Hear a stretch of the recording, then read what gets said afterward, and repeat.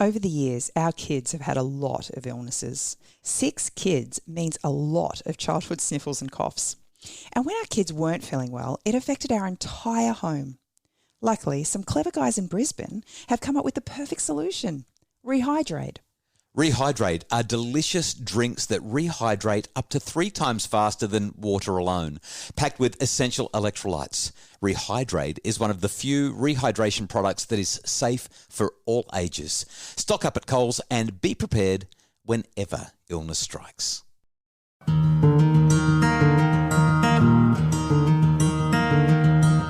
Hello and welcome. This is episode 12 of the Happy Families podcast. My name is Dr. Justin Coulson, and this is the podcast that's dedicated to making your family happier.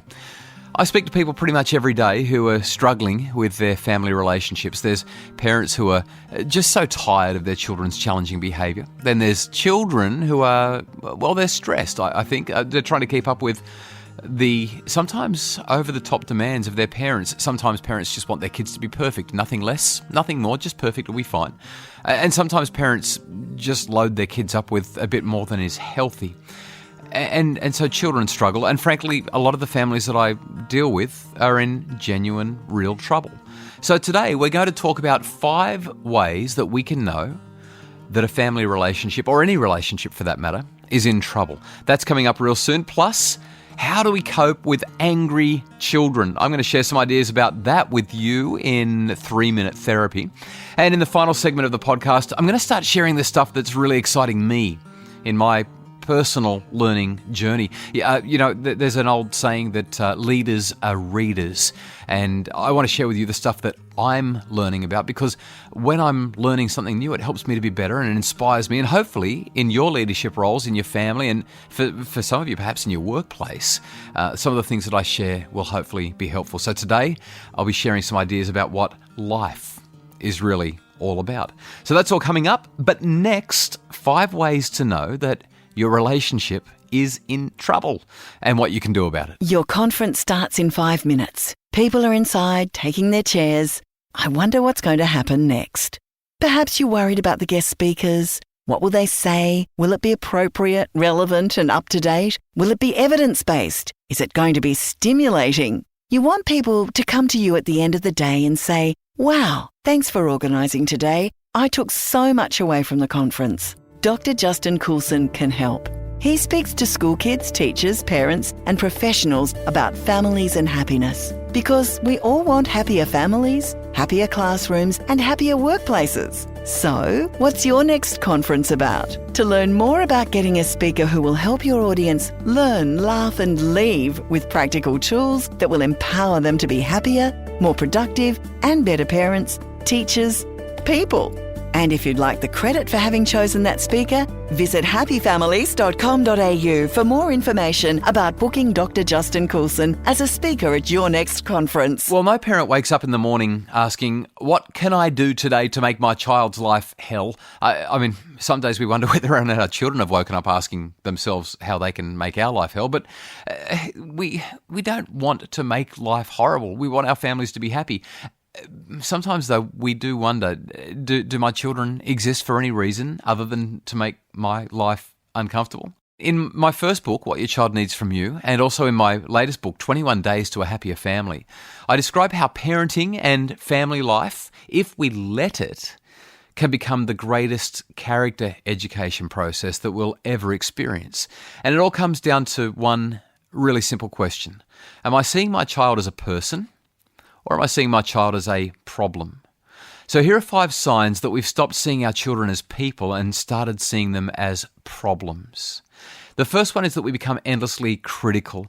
Maybe you find yourself being constantly annoyed with your child. You're always into them about something, or maybe if they're a teenager, you're always into them about everything. Maybe you say things like, "I'm sick and tired of telling you this," or "Why don't you ever do what I say?" Spending our time concentrating on all of the stuff that our children are not doing builds resentment, and it reduces our children to being things, objects in our eyes rather than people, being endlessly critical. The second sign that our relationships could be in trouble is that we become contemptuous. From time to time, I hate even saying it. I cringe just saying it. But every now and again, we'll hear a parent say something like, "Listen here, you selfish little brat." Or maybe they'll frustratingly look at their child and say, "You're driving me insane," or "Get over here now, you ungrateful little piece of filth," or, they call their kids stupid idiots and that kind of thing. When we treat someone with contempt, what that means is that we're treating them as though they're beneath us. They're not worthy of our consideration or our kindness. And when we treat our children with contempt, it's a sign that we're not seeing them as people. We're seeing them as something below us, and we despise them. Now, this kind of language and attitude obviously suggests that our relationships are unhealthy and headed for trouble. The third sign that a relationship could be in strife is that we show a lack of humility. If we're heavily critical of our children, or if we're contemptuous towards them, there's a very good chance that we lack that quality that's so essential for being a great parent. It's the quality of humility. In a parenting context, humility means that we're willing to stop and understand how things are for our child, see the world through our child's eyes, and maybe even consider to ourselves, am I getting the whole picture, or am I wrong with something here? If we lack humility, if we lack it, we stop considering how things are for our kids. It's all about us and our agenda. And when we lack humility in a relationship, it's a sign that we've forgotten that the other person is a person. It's all about us. The world revolves around me. Stop being such a nuisance and thinking it revolves around you. And of course, our relationship will invariably suffer if that's our dominant attitude. Okay, the fourth way to know that our relationship could be in trouble is this: we make our love conditional. Now, I don't believe that there are too many parents who are out there who would say, "I'll only love you if you do what I ask." But while very few parents might say that explicitly, a lot of parents offer contingent positive regard unknowingly. What that means is, "I'll only love you if you do this or do that." I've actually heard some parents say, "I won't love you anymore if you keep doing that." Now, maybe they were just joking, but it sounds and feels awful. Relationships that make positive regard, kindness, love, contingent on behaviour tend to be less healthy than unconditional relationships. Okay, here's the last tip, the last way that we make our relationships unhealthy, a last sign that a relationship's in trouble. We shut our children out. And some parents just do that. One mum taught her newborn, this is a true story, I can't believe it, she taught her newborn that she should sleep all night. And the way she taught her that was by not going to her when she cried in the night from day one. Many parents that I know send their kids to the naughty chair when they behave in challenging ways. Often parents of teens simply stop talking to them because they're so hard to get along with. In fact, one father that I recently spoke with told me, "I've washed my hands of my 14-year-old daughter. I'm sick of her. She's too hard to deal with. I'm just having nothing to do with her from now on." And he meant it. Now, such an approach to our relationships with our children suggests that we don't have the maturity to manage these relationships effectively, and our relationships with them are undoubtedly in trouble. And you know what? Our kids deserve so much better than this. They need us to be so much better. So, when we see our children as problems or hassles or inconveniences, we stop seeing them as people, we start seeing them as a pain, as an object, and we forget that they're real people with real feelings and real hopes and real desires. So what can we do instead? Well, it's actually pretty simple. First, rather than being critical, ask questions. We might say, "I saw that you didn't clean your room when I asked you to. What happened? Do you need help?" Second, don't name call ever. Just never, ever, ever, ever name call. Unless it's a wonderful name like, "Hello, my wonderful child who I love with all my heart." Third, see the world through their eyes. Try and remember what it's like to be a child or a struggling teenager. That's where humility comes from. Ask yourself, could I be wrong about my child? And finally, just love them, no matter what. Rather than shutting them out when things go wrong or challenge us, invite them closer, particularly at the tough times. These are the things that make relationships with our children stronger and healthier, and they make families happier. So I'd love to hear from you. Tell me about what you've noticed as a sign that a relationship with your child could be in trouble? Leave your answer at happyfamilies.com.au/podcast/12, like the number 12. When do you know that your relationships are in trouble, and what do you do to make it better? happyfamilies.com.au/podcast/12. Up next, 3-minute therapy. How do we deal with angry children? When it comes to toilet training, things can get a little stuck. Dr. Justin Coulson has written a No Mess, No Fuss ebook to help. Written for busy parents, you'll whiz through how to toilet train your child without getting bogged in too much detail. You'll find straight-shooting answers about toilet training based on scientific research, like how to know when your child is ready to toilet train, and the most popular toilet training approaches and what science says about them. This is the fast-flowing, easy-to-digest ebook to get your kids going at the right time, in the right place, and the right way. Toilet training, easy as 1, 2, wee. Available at happyfamilies.com.au. So I've received an email from a mum. She's an RN, a registered nurse, about her 11-year-old daughter who is struggling to control her anger. There's no issues at school, but at home, whoa, have we got some hard work to do there. So here's my response. First of all, when we have angry children, we need to remember this: anger is a habit. In fact, I spoke with one child recently, a 15-year-old girl who has a big anger issue. And she said, when I get angry, I get what I want.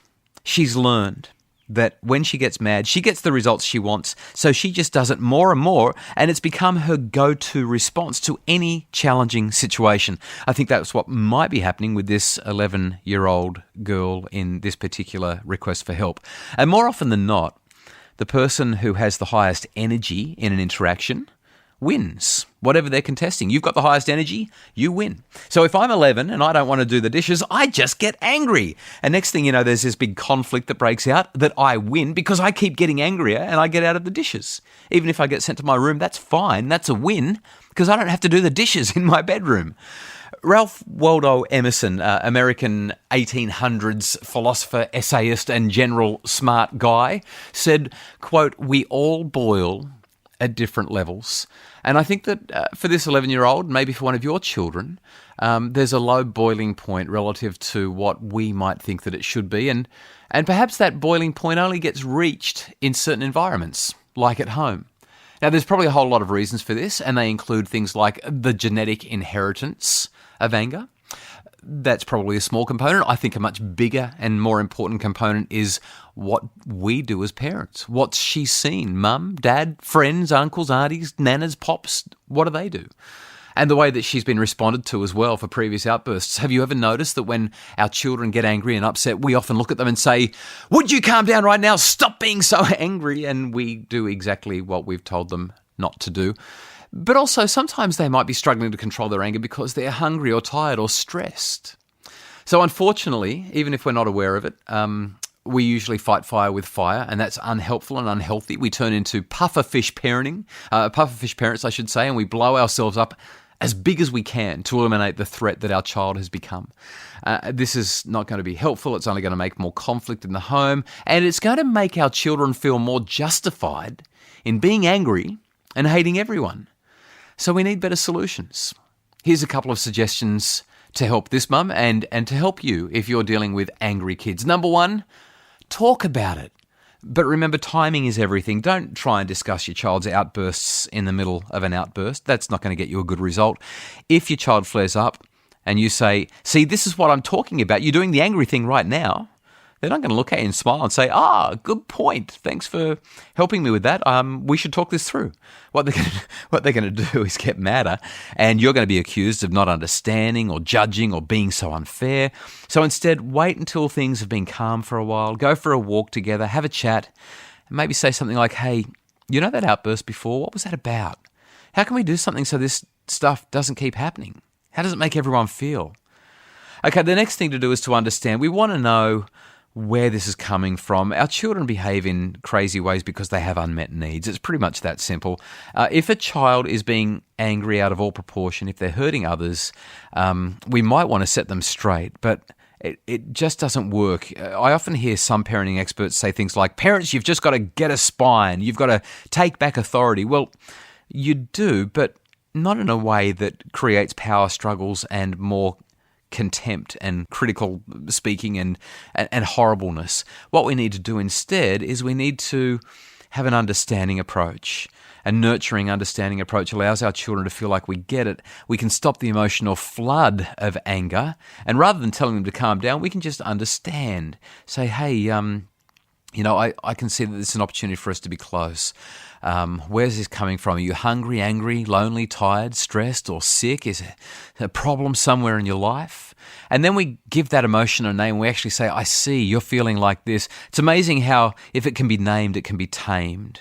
So find words to describe how they're feeling and just show that you understand. The third tip is to teach her how to start conversations. Sometimes children just don't know what to say or how to say it, and they're so emotional that they just start blubbering and screaming and going crazy. So teach your kids to start softly and model that behaviour yourself. Research clearly shows that soft startups lead to much more effective outcomes in conversations than harsh startups. One or two more quick ideas. You might want to let her know it's okay to leave. There's a difference between storming out of a room in anger and leaving a room because you're not coping and going somewhere to cool off. One of them's about either punishing everyone and being just crazy angry, and the other one's about regulating yourself, and that's a much healthier approach. Let your child know that it is actually okay to regulate behaviour. You might teach her that her angry thoughts are kind of like leaves floating down a river. And if she closes her eyes and pictures herself sitting on a beautiful, peaceful riverbank under a gorgeous willow tree and watching those leaves float down the river, they can just float down the river and around the bend out of sight, and she can let them go.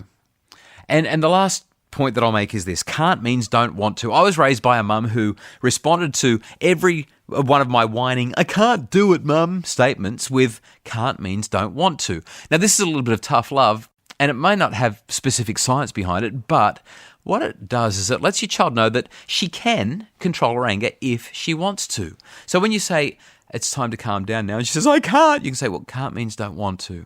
And if you stay calm and responsive and understanding, you'll get much better outcomes with your child. Now, there's a whole lot of other anger management strategies that we could talk about, but that's more than 3 minutes of 3-minute therapy, and we do need to wrap this session up. But I've shared these because they're practical and they're helpful and they're research-based. If you can model non-aggressive, non-violent, non-angry interactions with your child, then you'll usually have better outcomes. If things get worse, check in with a local psychologist for some specific guidance. So that's my response for this week. If you do have any questions, you can ask me a question at happyfamilies.com.au/questions. Just send me an email. All the information that you need is at happyfamilies.com.au/questions. And I'm curious about how else you deal with angry kids. If you can keep your answers focused on being respectful to your children, please, that would be great. Share your ideas, because I can't give you all of the answers. So visit happyfamilies.com.au/podcast/12, like the number 12, and tell me, how would you deal with an always angry 11-year-old in ways that help and that are respectful?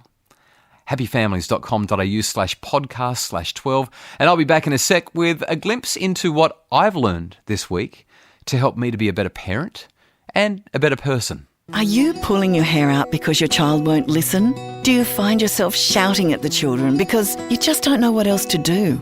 Is your child back-chatting or disrespectful? Are you finding parenting more challenging than you ever thought possible? Dr. Justin Coulson provides one-on-one parenting coaching via Skype or phone, no matter where you are. Receive personalised individual guidance specifically for your family's circumstances. Find solutions to the parenting problems that are driving you crazy and make your family happier today. For more details and a coaching package that'll suit you, visit happyfamilies.com.au/coaching. Well, this week I've been thinking a lot about research that's related to our well-being as parents, and some surprising findings that suggest that the happiest parents are actually the ones who are willing to give all they can to their families. I posted this on Facebook and had a really big response. I said this: I know we all feel like servants or slaves to our children sometimes, but it seems to me that the most effective parents and spouses are servants first. They put their children or their partner before themselves. They're not too important to do the unpopular jobs. The children and their spouse know that they can trust them for help. They make their family members better and stronger. And they do it with an attitude of willingness rather than an attitude of begrudging martyrdom.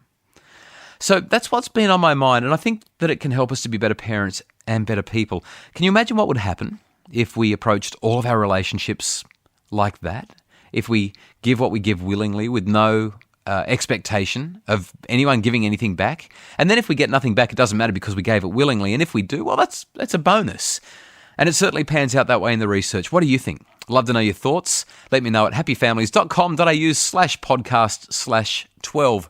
Okay, that's pretty much all we've got time for this week. A quick reminder, my brand new book, 21 Days for a Happier Family, is selling like hotcakes, actually. It's going bananas. You can get it online. You can get it in bookstores. You can get it at my website, happyfamilies.com.au, as well as the 21 Days to a Happy Families program, which I'm going to tell you about in the next podcast in a fortnight's time.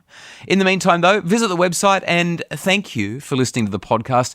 I really hope your family is happier because of it and that it's helping you to grow as a person. If you have any questions that you'd like to get answered, you can visit me at happyfamilies.com.au/questions. I'll do my best to answer you in an upcoming podcast. And if you've enjoyed the episode, please jump online and have a look at the show notes at happyfamilies.com.au/podcast/12.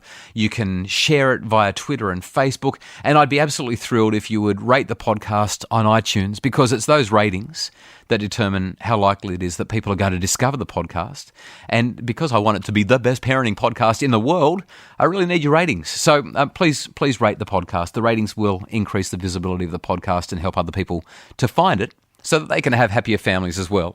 And of course, subscribe while you're there on iTunes to the Happy Families podcast. So that's it for this week. I'll have another one ready to go for you in about a fortnight's time. Every 2 weeks they come out. This one will be about how to make playing with your children fun, because, well, some people don't like doing it. Until then, remember, you don't have to be the best parent in the world. You just have to be the best parent in your children's world.